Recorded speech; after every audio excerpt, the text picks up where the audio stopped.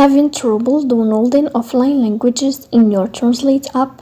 If language packs won't download, the download gets stuck, or offline translation isn't working. In this video, I will show you how to fix download languages on Translate app. The first thing you have to do is to go to Translate app.